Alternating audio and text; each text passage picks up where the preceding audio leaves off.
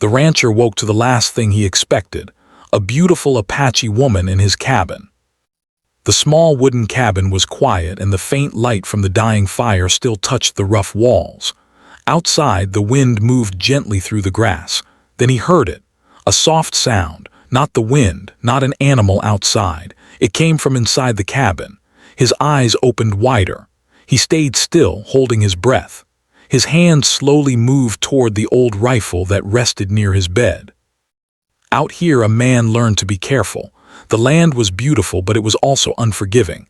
He had learned that lesson the hard way. The sound came again, a small movement almost like someone shifting their weight. His heart began to beat faster. No one ever came to his cabin without warning. The nearest settlement was miles away. Travelers did not stop here. This place was known only to him. He sat up slowly, careful not to make noise. The floor creaked under his weight and he froze, listening. Silence followed, the kind of silence that made a man feel watched. He whispered to himself, trying to stay calm. Maybe it was an animal that had found its way inside. It had happened before. A raccoon once broke in looking for food. Another time, a wounded coyote crawled under the porch. But this felt different. He stood and took a step forward. As his eyes adjusted to the low light, he saw a shape near the fireplace. It was not an animal. He stopped moving. There, sitting on a folded blanket near the dying fire, was a woman. For a moment, his mind refused to understand what he was seeing.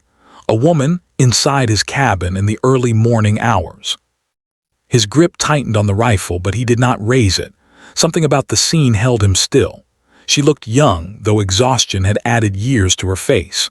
Her dark hair fell loosely over her shoulders, tangled and dusty. Her clothes were worn and torn in places, clearly damaged by long travel. One of her arms was wrapped in a rough cloth, stained from dried blood. She was awake, her eyes open, watching him carefully. Their eyes met. Neither of them moved. The rancher felt a mix of fear and confusion rush through him. He had lived alone for so long that another human presence felt unreal. His first thought was danger. His second was shame for thinking that way so quickly. She did not speak. She did not rise. She only watched him, her expression guarded but not aggressive. There was fear in her eyes, but also something else. Hope, perhaps, or desperation. Slowly, he lowered the rifle until it rested against the wall. He raised his empty hand slightly, showing he did not mean harm. His voice came out low and calm, though his heart still raced. "Who are you?" he asked. She did not answer. Either she did not understand his words, or she chose not to speak. Instead, she glanced briefly toward the door, then back at him. Her body was tense, as if ready to run if needed. He took another careful look at her. The injury on her arm was not fresh, but it was serious enough to cause concern. She looked thin, as if she had not eaten properly in days. Her face was marked by dust and travel, but her eyes were sharp and alert. Understanding slowly replaced fear. She had not come here to cause trouble. She had come because she had nowhere else to go. He felt a weight settle in his chest. The land was full of stories, stories of people running, hiding, surviving. He had heard them all, even if he tried not to think about them. He cleared his throat. "You're hurt," he said gently. This time she seemed to understand something in his tone. Her shoulders relaxed just a little. She nodded once. He stepped back and sat on the edge of his bed, keeping space between them. He did not want to scare her. He did not want to make a wrong move. Every action felt important. "How did you get here?" he asked, though he suspected she might not answer. She pointed weakly toward the window, toward the vast land beyond. Then she placed a hand over her heart and shook her head slowly. The message was clear enough. She had traveled far, and whatever she left behind was painful. He looked at the fire.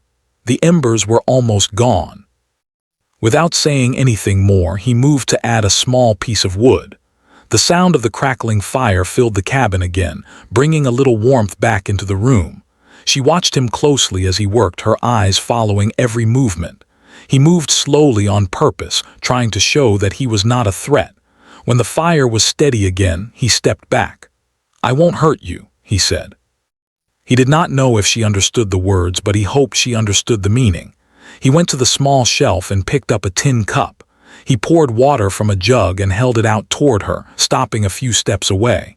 He set the cup on the floor between them and stepped back again.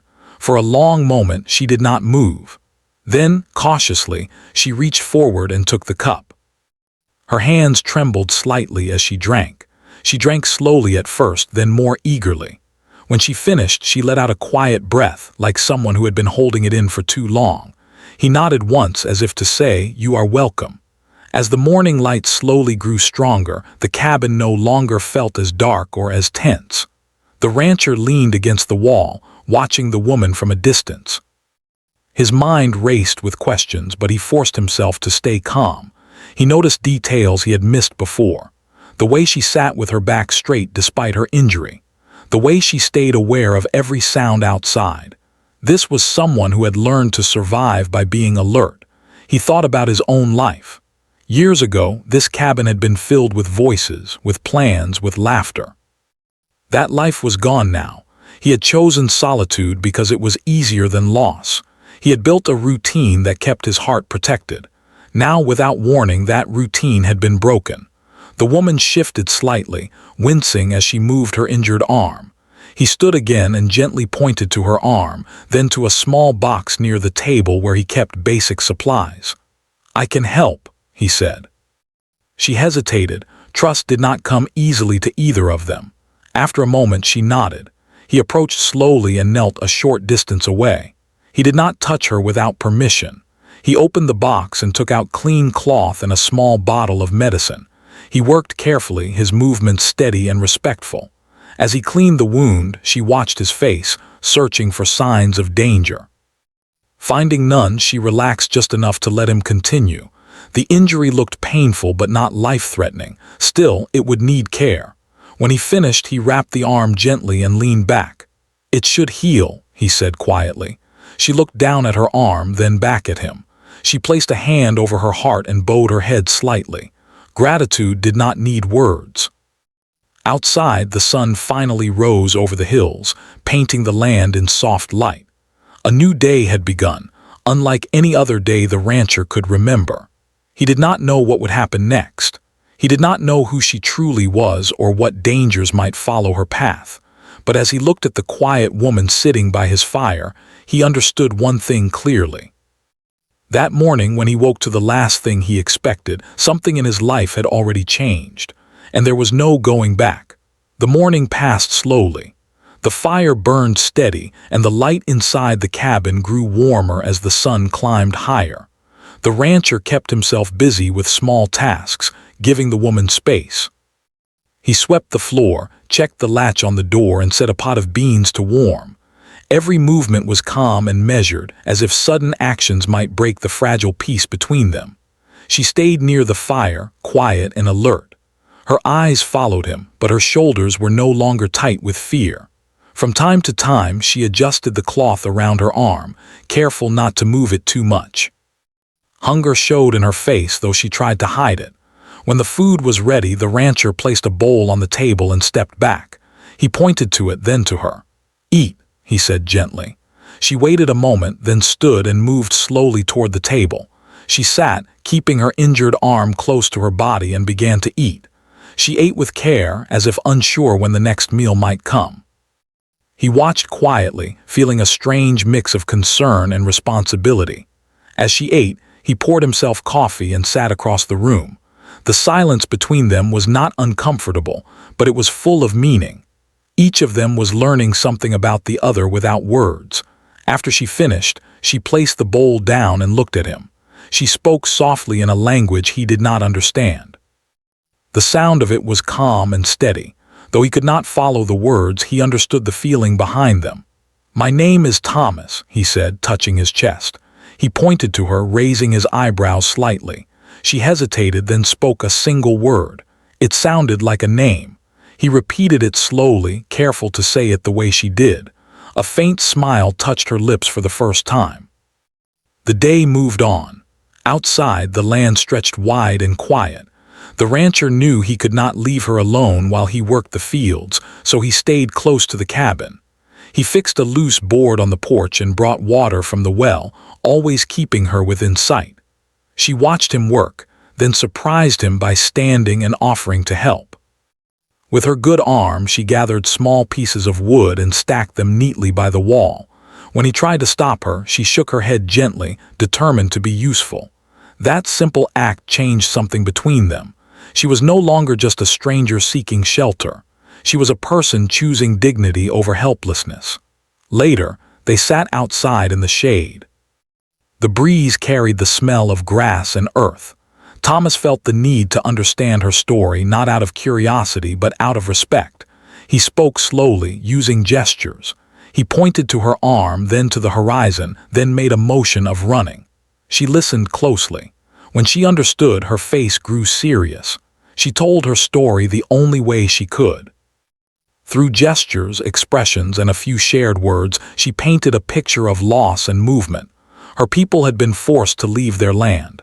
Families were scattered. She had been separated during the journey. Fear and confusion had guided her steps more than any plan. As she spoke, Thomas felt a familiar heaviness in his chest. He knew what it meant to lose a home. Years ago, a storm had taken more than just his cattle and crops. It had taken his family and left him with silence. He did not share his story with words. Instead, he nodded, letting her know he understood pain even if it came from a different place. That evening, clouds gathered in the distance. The air grew cooler. Thomas prepared a simple supper, and they ate together by the fire. The cabin felt different now. Less empty, less cold, but with the coming night came worry. Thomas knew the risks. If others found her here, questions would follow. Some would not be kind. He had seen fear turn good people into hard ones. He did not want trouble for her or for himself. As darkness settled, he locked the door and checked the windows. She watched him, understanding that danger was not far away. He showed her the small bed near the fire and took his blanket to the chair. "You sleep," he said. "Safe." He listened to every sound outside, every shift of the wind. His thoughts were heavy. Helping her felt right, but right choices were often the hardest ones. At dawn, distant voices carried across the land. Thomas froze. He moved quietly to the window and looked out. In the distance, he saw figures on horseback, not close yet but close enough to matter. His heart began to pound. He turned and gently woke her. He placed a finger to his lips, then pointed outside. Her eyes widened with understanding. Fear returned, sharp and sudden. He thought quickly. There was a small storage space beneath the floor, hidden and dry. He had used it before during storms. He lifted the board and motioned for her to hide. She hesitated. Trust was being tested again. Then she looked into his eyes and nodded. She climbed down carefully and he replaced the board, covering it with a rug. Just as he finished, there was a knock at the door. Thomas opened it slowly. Two men stood outside, their faces tired, their voices firm. They asked if he had seen anyone passing through. Thomas met their eyes and shook his head. "Just me and the land," he said calmly. They studied him for a moment, then nodded and rode on. Thomas closed the door and leaned against it, letting out a breath he did not realize he had been holding. When it was safe, he lifted the board. She emerged, shaken but unharmed. She placed her hand on his arm, gratitude and relief clear on her face. In that moment, Thomas understood the choice he had made. He had crossed a line, not out of defiance but out of humanity, and there would be no turning back from it. As the sun rose again, he knew their paths were now connected, at least for a while. Two lives from different worlds, bound together by a single decision made in silence. And the land, wide and watching, held their secret. The days that followed were quiet on the surface, but full of tension underneath. After the visitors rode away, Thomas and the woman sat in silence for a long time. The cabin felt smaller now, as if the walls had leaned closer to listen. Outside, the land looked the same as always, wide and calm, but Thomas knew how quickly calm could change. He brought her tea made from dried leaves and warm water. She drank slowly, her hands steady now, though her eyes still carried worry. When she finished, she spoke softly, her voice low and careful. He did not understand the words, but he understood the meaning. She was asking what would happen next. Thomas sat across from her and rubbed his hands together. He thought about the road, the riders, the way their questions had sounded polite but firm. He knew they would keep looking.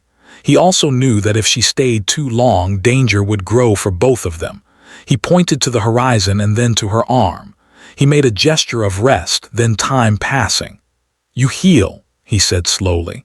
Then he pointed to the door and made a walking motion. "Then go." He pointed out where the water ran clean and where the ground stayed soft after rain.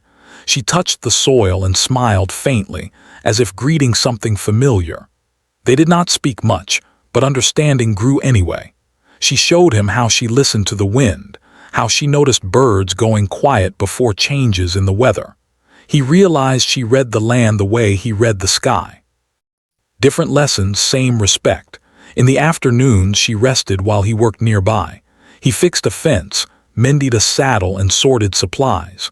From time to time he felt her eyes on him, not watching with fear now but with curiosity. He felt it too. He wondered about her life before the journey, about the people she missed, about the strength it took to keep going. One evening, as the sun dipped low, she surprised him by speaking his name clearly. Thomas. She could lift it more, move with less pain. With strength came restlessness. She paced the yard, looking often toward the hills. Thomas noticed and felt the weight of what was coming. One night, a storm rolled in. Thunder stayed far away, but rain fell steady and soft. They sat by the fire, listening. The sound wrapped the cabin in a sense of shelter. Thomas found himself speaking more than usual. "I used to have a family," he said quietly, staring into the fire. He did not know if she understood the words, but he spoke anyway. "A long time ago." She watched him closely. When he finished, she reached out and placed her hand near his, not touching but close enough to feel. Her eyes were kind. She nodded once, slow and deep. Pain, she seemed to say, was something they shared. That night Thomas slept better than he had in days. The next morning, tracks appeared near the edge of the land. Thomas saw them while checking the fence. Fresh. Horses. His stomach tightened.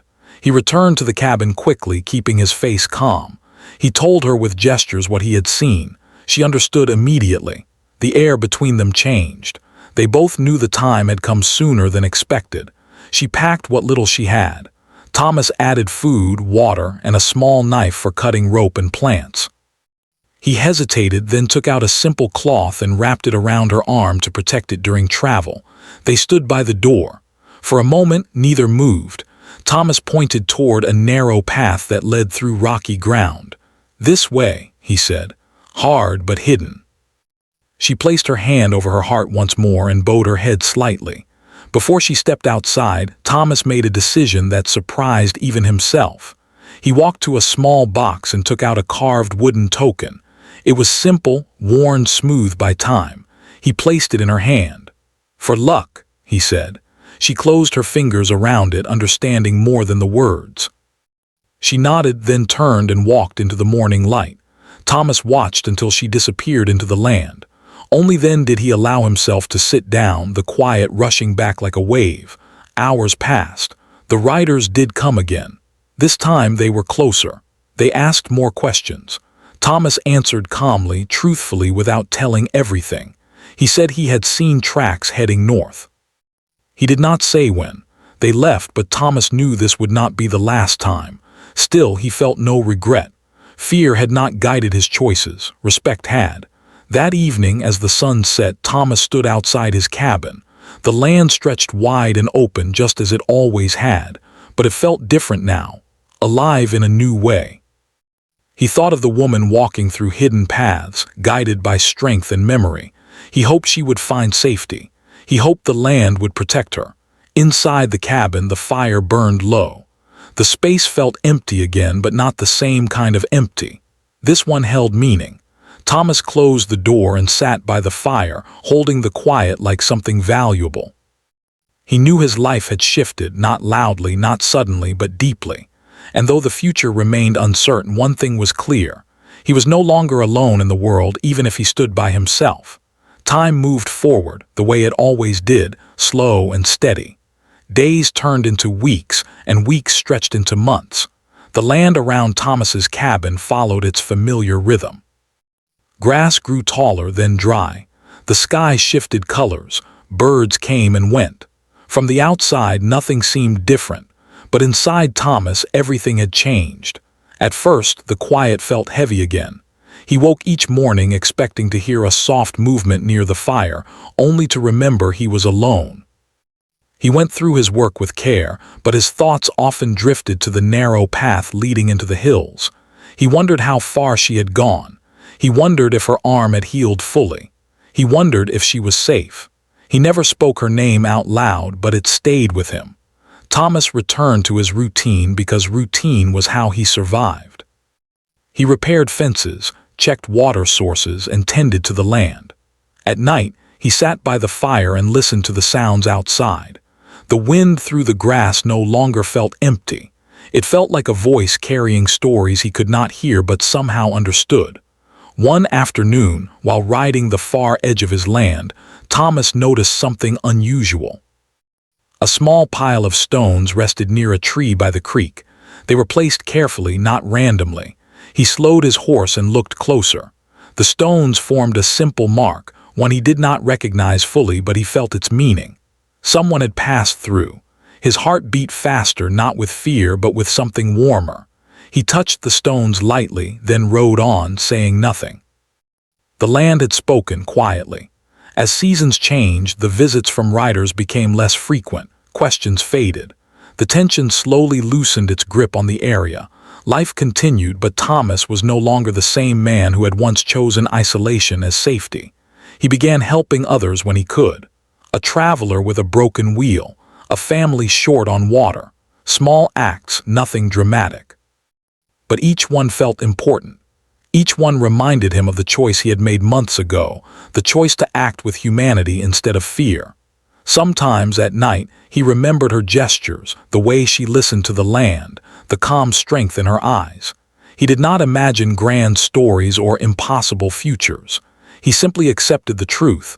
Knowing her had changed how he saw the world. One morning, nearly a year after she had left, Thomas woke to a familiar feeling. Not a sound this time, but a sense.